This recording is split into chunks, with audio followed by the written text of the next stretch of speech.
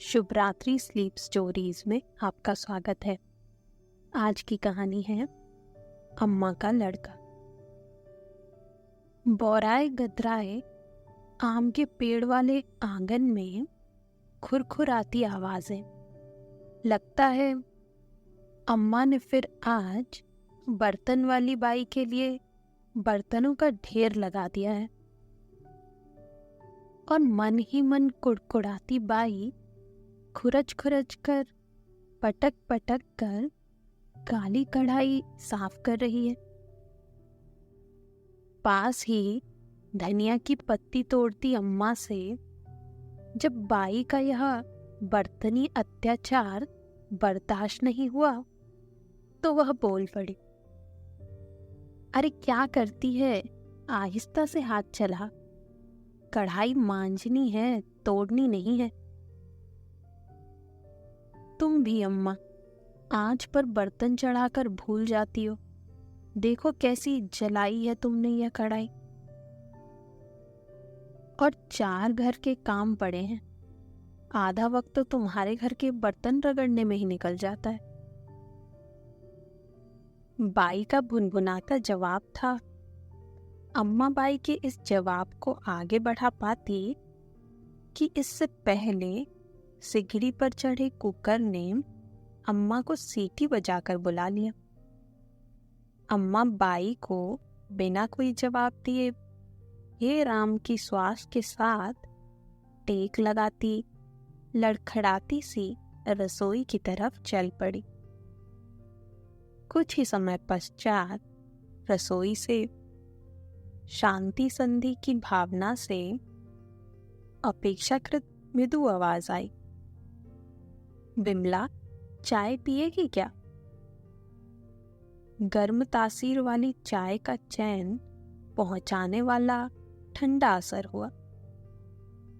Bimla by की सारी चिड़चिड़ाहट मंद मुस्कान में तब्दील हो गई। धुले बर्तन रसोई में रखते हुए वह बोली, आज आपने अभी तक नहीं पी क्या? अरे नहीं, वकील साहब के लिए जब बनाई थी तब पी थी। अब तेरे लिए बना रही हूं तो 2 घूंट तू और 2 घूंट मैं पी लेंगे। अम्मा अपने 40 साल पुराने वैवाहिक काल के सबसे प्रथम और सबसे पुख्ता सबूत अपने पति को वकील साहब कहकर पुकारती थी। वकील साहब कितने पुराने व कितने सफल वकील थे यह कहना संशयात्मक था, किंतु गिरता स्वास्थ्य या कहें बुढ़ापे की मार ने गोरेगट वकील साहब की गर्दन वह देहगात को थोड़ा झुका दिया था। उनका दुबला पतला अकड़ा सा व्यक्तित्व उनकी वृद्धावस्था के कारण था या बीती रात की कड़कड़ाती ठंड ने उनकी देह पर ऐसा प्रभाव डाला था यह कहना भी मुश्किल था। खांसते खखराते पुराने काले कोट में उनकी देह और सिमटी सी जान पड़ती, लेकिन इतना सब होने के बाद भी वह अम्मा के ही मान थे। उनके घर पिछवाड़े वाले आंगन में आम, अमरूद व आंवले के पेड़ लगे थे। ठंड की धूप अपनी समग्र लकतक के साथ अम्मा के आंगन में पसरी रहती। वहीं आंगन के एक कोने में छोटा सा चूल्हा जलाए अम्मा वकील साहब के नहाने का पानी गर्म करती रहती थी। वकील साहब पिछवाड़े के गुसल खाने में अपने पट्टी वाले झोले नुमा कच्छे में प्रवेश करते तो अम्मा के हाथ में तौलिया लिए वकील साहब की अर्दली में चुस्त दुरुस्त रहती। वकील साहब की तरह ही थोड़ी झुकी हुई दुबली पतली अम्मा लगभग सफेद हो गए बालों में वकील साहब के साथ उनके काले बालों वाले अतीत से अनवरत निभाती चली आ रही थी। 67-68 की उम्र वाली अम्मा सुहाग के एक भी चिन्ह से कभी खुद को वंचित नहीं रखती थी। कांच की खनखन बजती चूड़ियों से भरी कलाइयां, माथे पर लाल बड़ी बिंदी, पैरों में पाजेब, बिछिया और गले में पड़ा सोने वाला काली गूंथन से सजा मंगलसूत्र। अम्मा जब सफेद बालों में ढेर सा सिंदूर लगाती तो आसपास के सफेद बाल भी गुलाबी रंगत में रंग जाते। अम्मा तीज पूजती तो चतुर्थी में उपासी रहती, 11 में एक अन्न खाती तो पूर्णिमा पर चंद्र को अर्घ देना कभी नहीं भूलती। परमा हो या छठ, भगवान और अम्मा का साथ बिना किसी गठबंधन के 7 जन्मों के प्रण सा मजबूत था। वकील साहब को भोजन खिलाकर अम्मा के होंठ किसी चालीसा में रत हो बुदबुदाने लगते। वकील साहब के भोजन के पश्चात अपर्याप्त बची आलू टमाटर की रसीली सालन पानी का साथ पाकर और रसीली हो उठती। सिगड़ी में सिकी काठ जैसी रोटियां अम्मा रसीली सालन में भिगोकर अपने बिना दांत वाले मसूड़ों से बहुत देर तक चबाती रहती। अकेले में भोजन करती अम्मा कभी कभी विचार मगन हो जाती और अचानक से थाली एक और सरका कर सुबक सुबक कर रोने लगती। शायद भोजन से जुड़ी विगत स्मृतियां अम्मा के कलेजे में आकर अटक जाती और उन स्मृतियों में बसा हुआ दुख उनकी आंखों से अश्रुधार बनकर टपकने लगता। ऐसे में आम की बोर खुरचती चिहुकती चिड़िया अपनी अस्पष्ट चहचहाहट से अम्मा का दुख बांटने का प्रयास करती, पर इस सब से बेखबर अम्मा मानो अपने अंतर्मन में जैसे किसी चलचित्र का फ्लैशबैक देखकर दुखी हो जाती। अम्मा के इस दुख का कारण उनके एकमात्र युवा पुत्र की असामयिक मृत्यु थी। जीवन स्तर से निम्न मध्यम वर्गीय परिवार का यह पुत्र बहुत मेधावी रहा हो ऐसा कुछ नहीं था। अध्ययन से औसत रहे इस पुत्र का इसकी टोपी उसके सर वाला धंधा था। अम्मा और वकील साहब बस इतना जानते थे कि उनका पुत्र किसी कपड़े की दुकान में काम करता है, लेकिन अम्मा के बेटे के धंधे ट्रिक वाले होते जिन्हें आपराधिक नहीं कहा जा सकता था। जब कभी लड़के के धंधे में अतिरिक्त आमदनी हो जाती तो रात्रि भोज में सादी सालन के साथ मिठाई नमकीन का चटकारे भरा समागम हो जाता। कुछ सुविधाओं वाला यह घर फिर भी खुशियों की गुनगुनाहट से भरा रहता।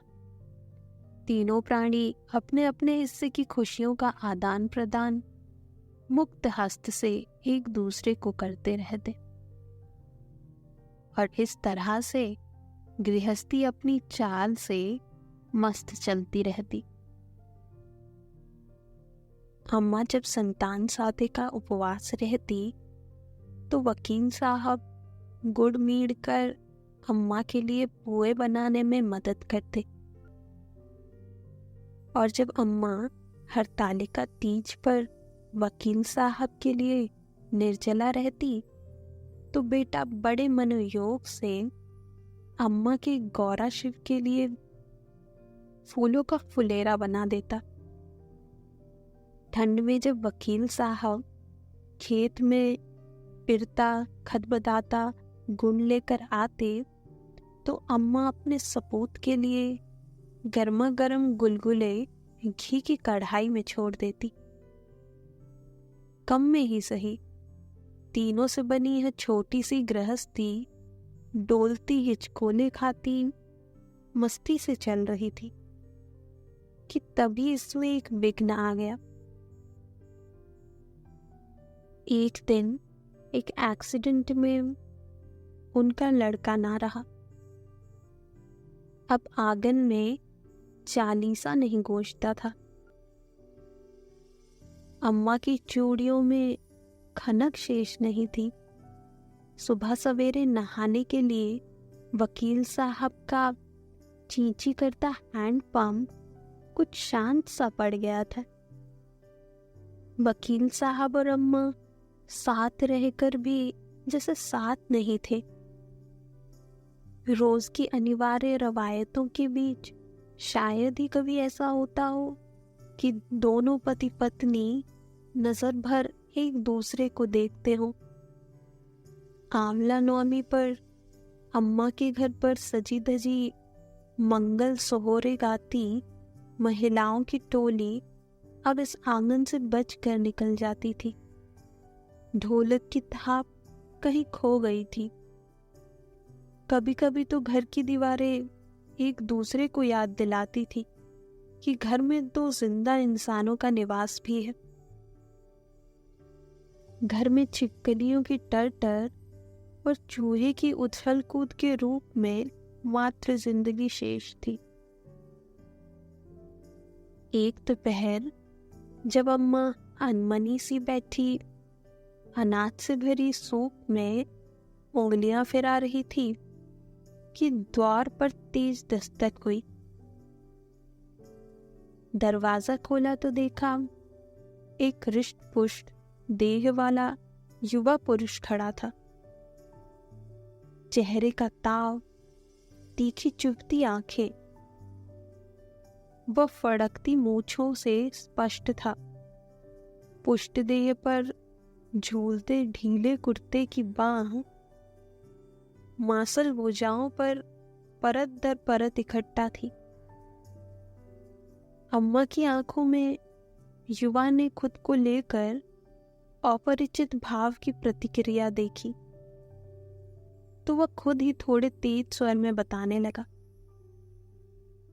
देखो आंटी, तुम्हारे लड़के ने हमारे से 15,000 रुपए उधार कह के लिए थे।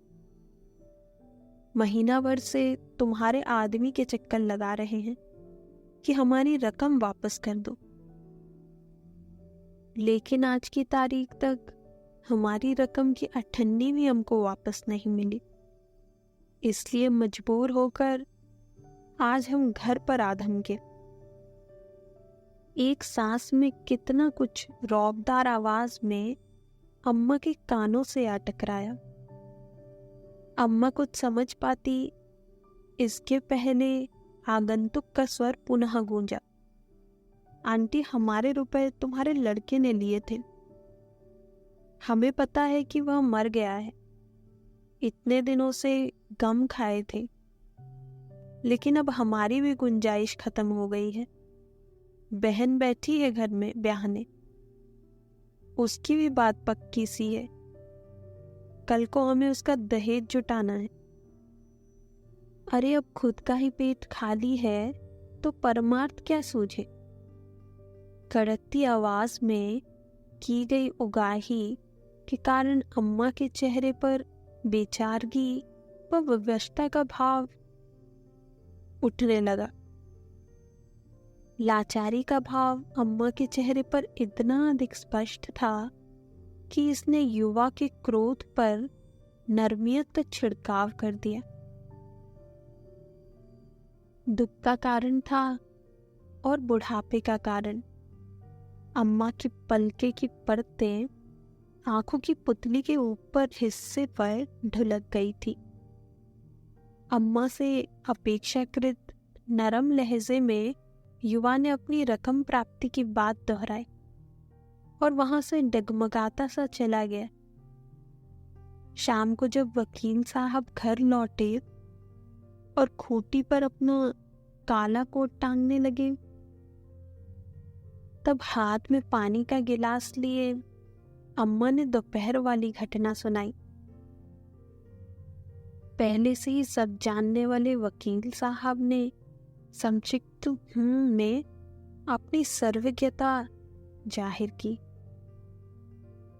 उनके इस अनुत्तरित भाव से अम्मा थोड़ा सा चिढ़ गई। क्या? कौन है यह लड़का और काय के पैसे मांग रहा है हमसे? अम्मा के प्रश्न में किंचित रोष था। बोझ ढोते कंधों के साथ वकील साहब पास पड़ी चारपाई पर निढाल से बैठ गए। अम्मा की आंखों से स्पष्ट प्रश्न से बचकर निकलना जब संभव नहीं दिखा तो वकील साहब बोले, दिवाली पर कमलेश, जो कि अम्मा का लड़का था, ने इस लड़के से उधार पर 15,000 की रकम ली थी। अब यह लड़का गिरीश अपनी रकम वापस चाहता है। अपने प्रश्न का उत्तर पाकर अम्मा चिंतित सी वकील साहब के पास आकर बैठ गई और विचार विश्लेषण करती हुई बोली, अरे हाँ, कमलेश लाया तो था रुपए, लेकिन वह तो कहता था कि उसके मालिक ने एडवांस दिया है। उन रुपयों में से कुछ बचा है क्या? वकील साहब ने एक उम्मीद भरा प्रश्न अम्मा से किया। कुछ पैसे तो व्रत त्योहार में खर्च हो गए और बाकी बचे तुम्हारे भाई की लड़की के ब्याह में। 1,500 जो बचे थे वो दवाइयों की भेंट चढ़ गए। उम्मीद तोड़ता जवाब वकील साहब के पूछे गए सवाल के परिणाम में प्रस्तुत था। कुछ देर के लिए कमरे में चारों तरफ निशब्दता छा गई। दोनों पति पत्नी एक ही प्रश्न का उत्तर खोजने में व्यस्त हो गए कि कैसे गिरीश का उधार चुकाया जाएगा। विचार विमर्श के पश्चात यह निर्णय लिया गया कि कुछ मासिक बचत करके ही इस ऋण से मुक्त हुआ जा सकता है। चढ़ती ढलती धूप की तरह दिन भी पल पल क्षण क्षण कर कटने लगे। वही नियमित बेरंगी बेरसी सी दिनचर्या जिसे भरसक प्रयत्न से अंतिम चरण तक पहुंचाया जाता था, लेकिन जल्द ही इस दिनचर्या में एक अनदेखा अनचाहा सा रंग गिरीश के रूप में चुपचाप दाखिल हो गया था। अपने उधार की उगाह करने गिरीश समय बेसमय आने लगा था। जख्म पर मरहम सी घटनाएं क्षण दर क्षण घटती जा रही थी। एक दोपहर गिरीश अपना ऋण लेकर जाने पर अड़ गया और कमरे में पड़ी खाट पर धरना देकर बैठ गया। जेठ की दोपहर का अलसाया सा असर था या पिछले दिन की अतिरिक्त काम की थकान, गिरीश खाट पर ही खर्राटे मारने लगा। जब सांझ को पक्षियों ने अपने बसेरे में जाने की हलचल प्रारंभ की, तब गिरीश की आंखें खुली। सामने रसोई में अम्मा सुलगती सिगड़ी पर चढ़ी कढ़ाई में कुछ टार रही थी। सुबह का खाया हुआ शाम तक पच गया था और अब गिरीश के पेट को कुछ भोज्य पदार्थ की दरकार थी, लेकिन कहे तो कैसे कहे। माँ के मन का बच्चों के पेट के साथ एक अदृश्य नाता होता है। बच्चों की भूख से मातृत्व कभी अनभिज्ञ नहीं रह सकता। गिरीश खाट से उठकर जाता, इससे पहले अम्मा ने सूजी का हलवा और गरम पकोड़े की प्लेट गिरीश के सामने रख दी, साथ ही एक गर्म चाय का प्याला भी। गिरीश की तीव्र जागी भूख से उसे ज्यादा सोच विचार का मौका नहीं मिला और वह चाय के साथ गरम पकोड़े का आनंद लेने लगा। जब पेट भर गया तब गिरीश खाट से उठकर खड़ा हुआ और आंटी जा रहा हूं कहकर मुख्य द्वार से बाहर निकल गया। अम्मा के हृदय में भी एक अनचिन्हा सा संतोष था, बिल्कुल वैसा ही जैसा कमलेश की भोजन करने के पश्चात होता था। वह शाम कुछ हल्की थी। रोज के अवसादी छींटों के स्थान पर उस शाम में महकते वात्सल्य की खुशबू तैर रही थी। टेबल से प्लेटें बटोरती अम्मा का मन ना जाने क्यों हल्का था। गिरीश का आना पूर्ववत जारी था, बस भाव बदल गए थे। अम्मा और गिरीश एक अनदेखी स्नेह डोर में बनते चले जा रहे थे। कमलेश का उल्लेख बातचीत में अब भी होता था, लेकिन किसी कर्ज उगाही सा नहीं, बल्कि कमलेश की उस विषय में बात के दौरान की गई चर्चा जैसा। एक रोज पंचांग बाँचने के लिए अम्मा ने कैलेंडर उठाया। तिथियों पर फिसलती अम्मा की उंगलियां अचानक से रुक गई। लाल घेरे से घेरे खाने में हरछठ लिखा था। कल हरछठ है, कमलेश के बाद की पहली हरछठ। अम्मा का मन ही मन बुदबुदाना जारी था।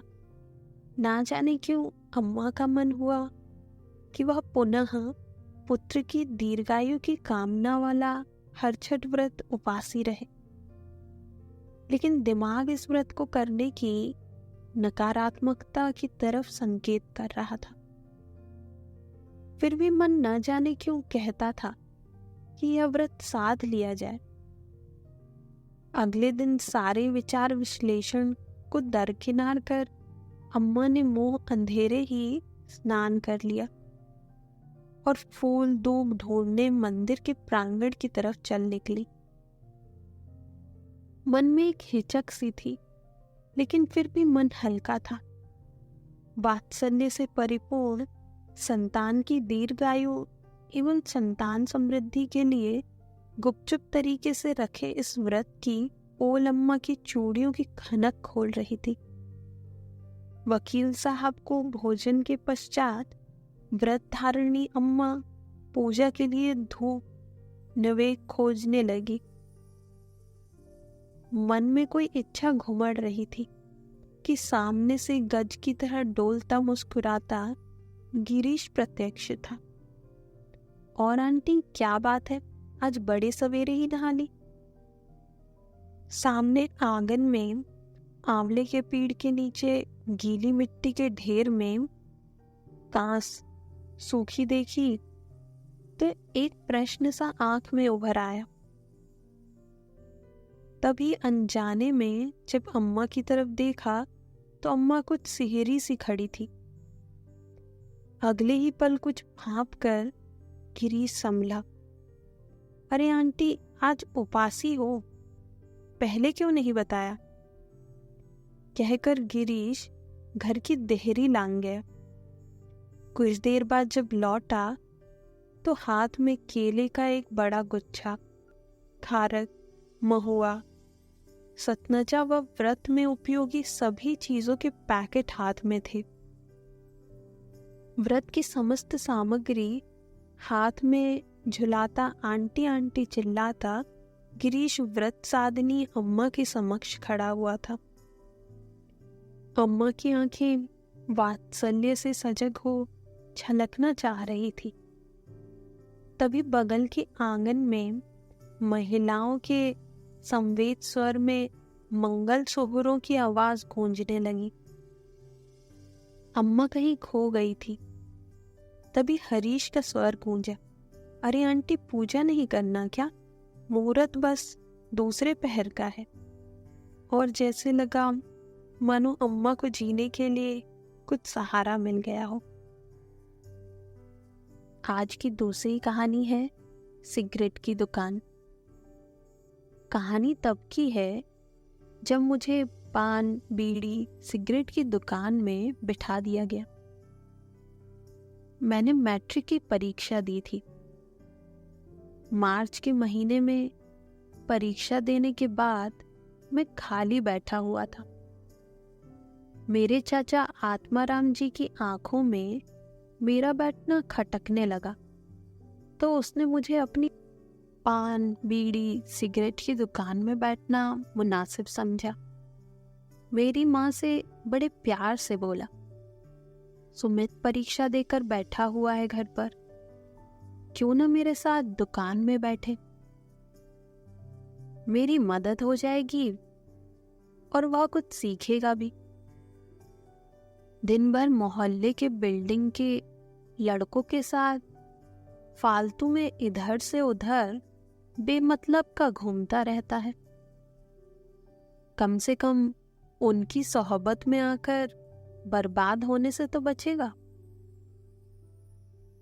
मेरी माँ छल कपट से कोसों दूर रहती थी।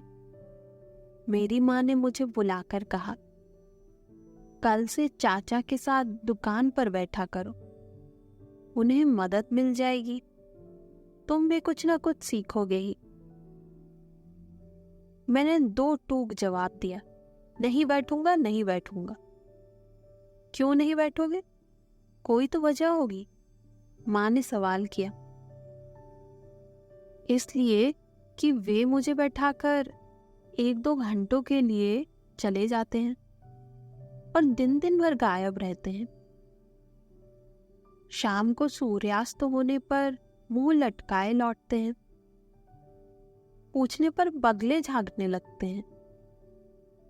रामू चाचा, जो दुकान में बीड़ी बांधने का काम किया करते थे, बतला रहे थे कि चाचा बांध के पास जुआ खेलने जाता है, दिन दिन भर वहीं रहता है, तब तक जब तक दिन नहीं ढल जाता। विश्वास ना हो तो पूछ सकती हो उनसे। मैंने अपनी बात रख दी। यही नहीं, मैं शुक्रवार और मंगलवार को स्कूल जाने के क्रम में उनकी दुकान पर एक आना मांगने जाया करता था। मॉर्निंग स्कूल के दिनों में मुझे साथियों के साथ ललित अंकल की दुकान में टिफिन में घूटी मुड़ी यानी उबला चना, जिसमें मसाले भूंजकर ग्रेवी के रूप में तैयार किया जाता है, खानी रहती थी। मैं और मेरा मित्र मिथिलेश स्कूल की छुट्टी हो जाने के बाद साथ साथ घर आते थे। मैं और मिथिलेश साहस बटोरकर चाचा जी से 2 पैसे मांगने चले जाते। मिथिलेश की माँ रईस खानदान की बेटी थी, इसलिए वह माँ से पैसे लेकर आता था। मेरी माँ का हाथ खाली ही रहता था, क्योंकि पिताजी का देहांत कच्ची उम्र में ही हो गया था और माँ को परिवार में कोई पैसे देने वाला नहीं था।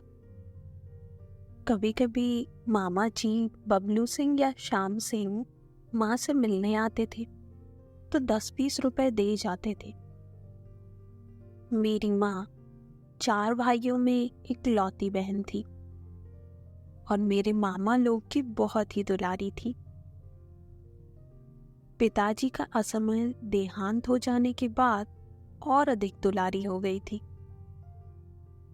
इन पैसों को माँ हमारे कपड़े लत्तों पर खर्च कर देती थी।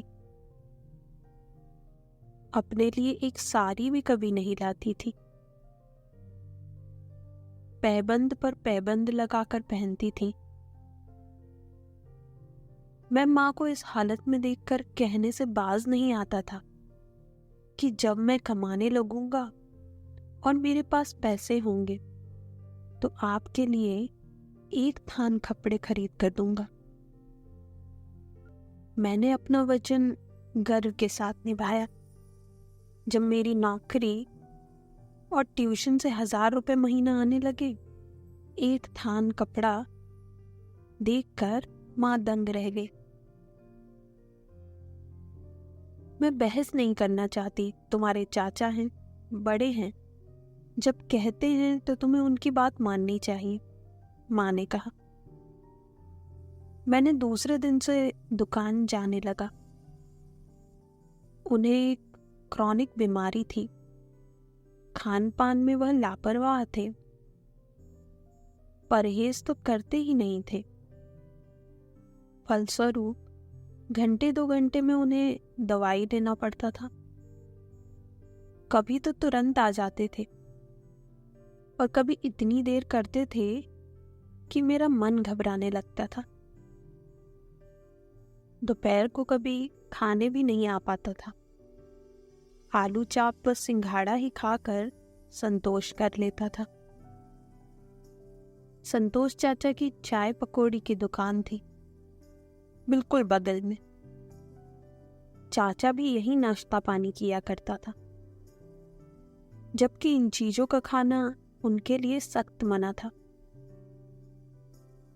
मैं भी लेट होने पर आलू चाप एवं पकौड़ी खा लिया करता था। हमें पैसे नहीं देने पड़ते थे। संतोष चाचा एवं मेरे चाचा में अंडरस्टैंडिंग थी कि वो एक दूसरे से पैसे नहीं लेंगे। संतोष चाचा दिन भर बकरी की तरह पान चबाते रहते थे, जो उन्हें मुफ्त मिलती थी। बीच बीच में बीड़ी सिगरेट भी लेते थे। कभी तो इतनी खीज होती थी कि दुकान बंद करके घर भाग जाऊं। भूख बर्दाश्त न होने पर और चाचा जी का दोपहर तक न लौटने पर मैं दुकान बंद करके घर भाग जाता था। चाचा बड़े ही चालाक किस्म के व्यक्ति थे और बड़ी चालाकी से काम लेते थे। दादी मुझे देखकर पूछ बैठती थी, बेटा सवेरे ही चले आए आज? मैं खींच कर जवाब भी उसी लहजे में दे देता था।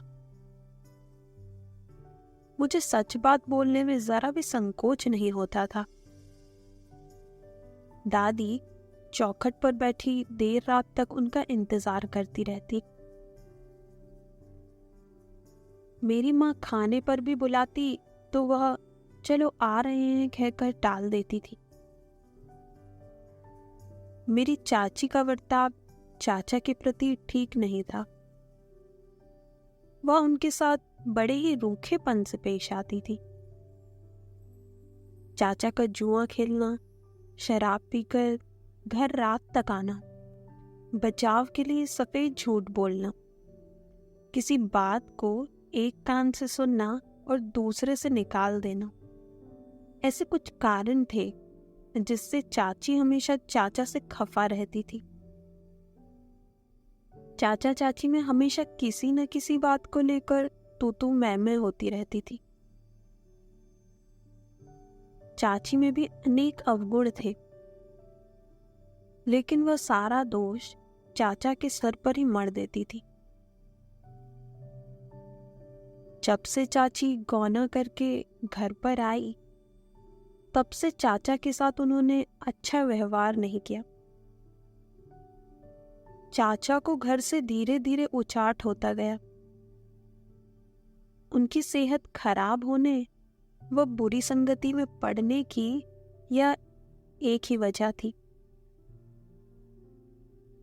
वे समय से पहले ही दुनिया छोड़कर चले गए।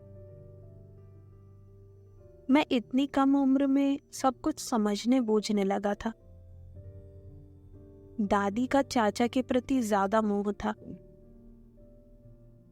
पिताजी के असमय स्वर्गवास हो जाने से दादी का इकलौता लड़का वही रह गया था।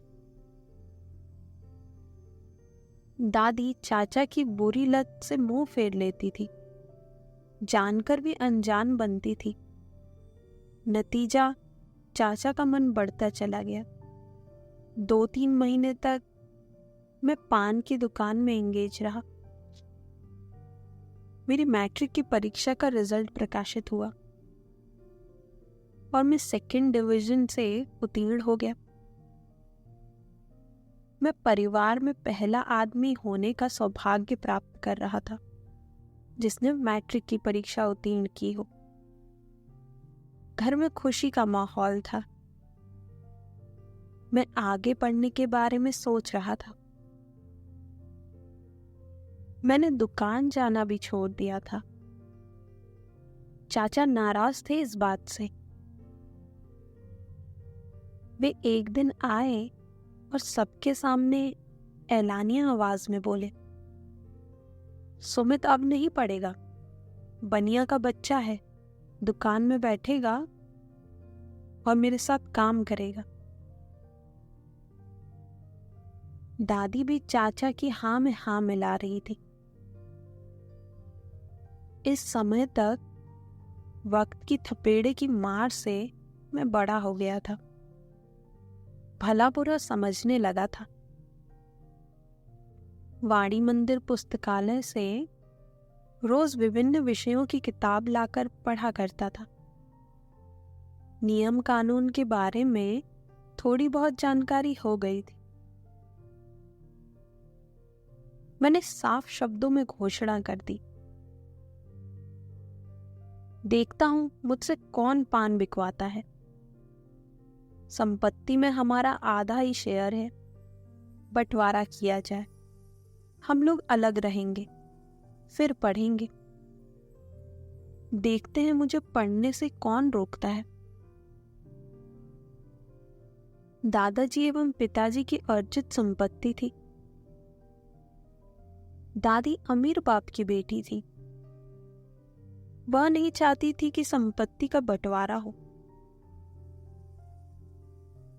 मैंने दौड़कर दादी की कमर से लटकती हुई अलमारी की चाबी छीन ली।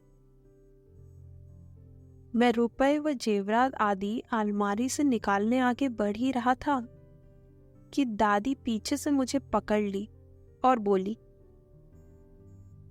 बाबू ये सब क्या करते हो? जग हंसाई कराओगे क्या? आत्माराम के बोलने से क्या होगा? हम तुमको पढ़ाएंगे, हम पैसा देंगे, चाबी दे दो। मैंने चाबी लौटा दी। मामला शांत होता हुआ नजर आया। चाचा को तो काट सा मार गया था। उन्हें मुझसे ऐसी उम्मीद नहीं थी। मां को तो जैसे सांप सूंघ गया था। उसने भी मेरा ऐसा रौद्र रूप कभी नहीं देखा था। वो हक्का बक्का होकर रह गई जब मुझे जबरन दादी की कमर से चाबी छीनते हुए देखी। दादी नहीं चाहती थी कि संपत्ति का बंटवारा हो।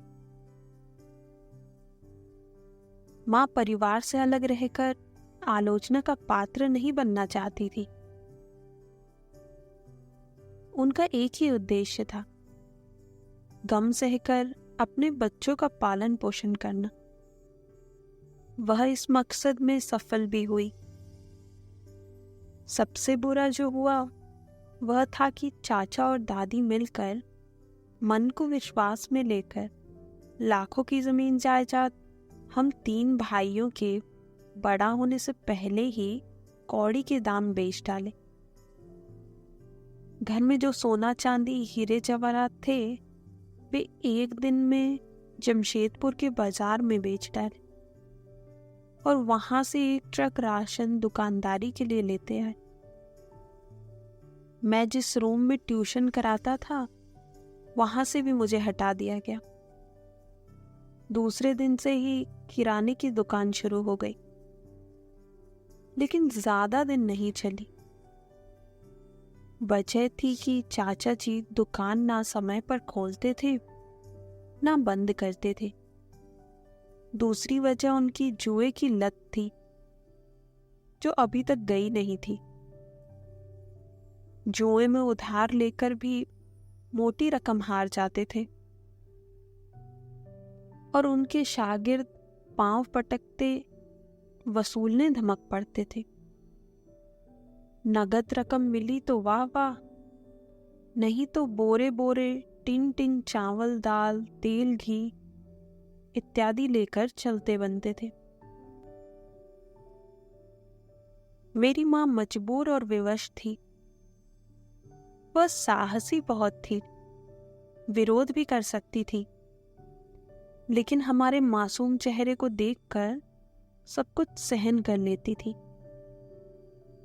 दूसरी वजह, मेरी माँ नहीं चाहती थी कि बच्चे बड़े होने से पहले ही परिवार का बंटवारा हो जाए और जग हंसाई हो जाए। इसलिए बात आई गई हो गई।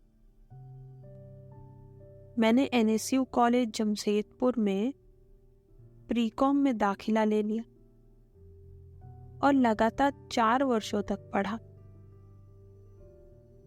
1970 में वाणिज्य से स्नातक होकर निकला। यहाँ भी मुझे परिवार का पहला आदमी बनने का सौभाग्य प्राप्त हुआ जिसने स्नातक उत्तीर्ण किया हो। कभी कभी आदमी की जिंदगी में विषम परिस्थितियां उत्पन्न हो जाती है। मेरे अनुसार सूझबूझ के साथ ऐसी परिस्थितियों में डटकर मुकाबला करना चाहिए और मैंने वैसा ही किया एवं अपने मिशन में सफल हुआ।